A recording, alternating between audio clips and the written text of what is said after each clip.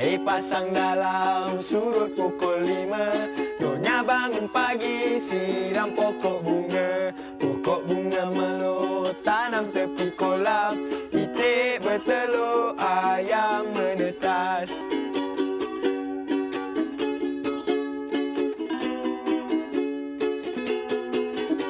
Air pasang dalam surut pukul 5. Nyonya bangun pagi siram pokok bunga.